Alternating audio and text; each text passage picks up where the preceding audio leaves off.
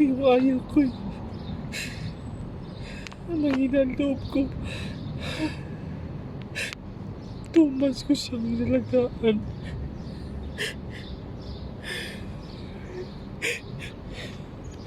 Ito yung bahay niya. Binigyan ko siya ng bahay.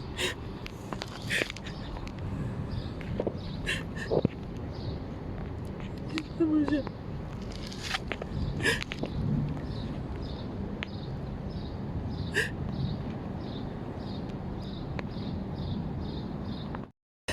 Baby Angel. Diyan ka na. Pahinga ka na. Pinapakain kita eh. Binigyan kita na lahat. Pero hindi mo talaga kakayanin sa sobrang init at nangulila ka sa iyong ina.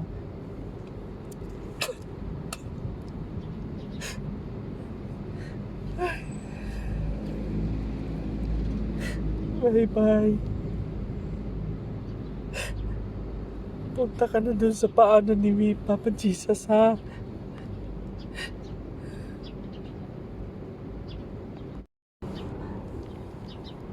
Bye-bye.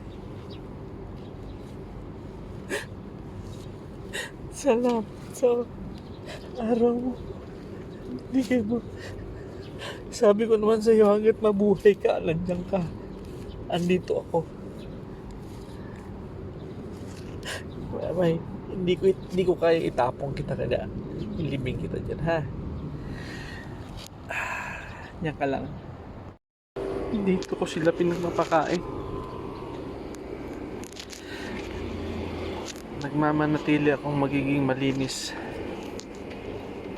Ito yung kanyang silungan sa ilalim. Tinanggal ko na. Dito ko siya binahayan. Dito na rin siya pinawian. Ang kanyang tubig nandito. Pinaghahandaan ko siya, nililinis ko siya dito sa punong kahoy. Hindi ko siya pwedeng madala sa wala na. Mamimiss ko na lang siya. Nandun lang siya. Hindi ko siya pwedeng itapon kung saan-saan. Yan ang pinakamahirap eh. Sakit. Ang makaka-relate sa atin ay mga dog lover lang, pet lover, pero yan, namimiss ko siya dito.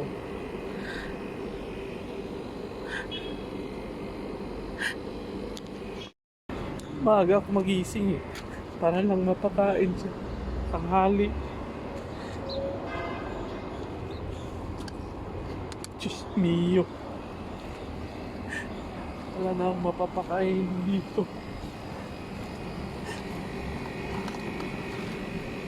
Ngayon ang loob ko, mga ganito.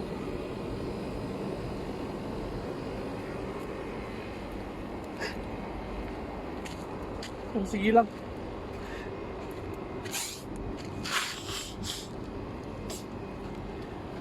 Ano na siya dito?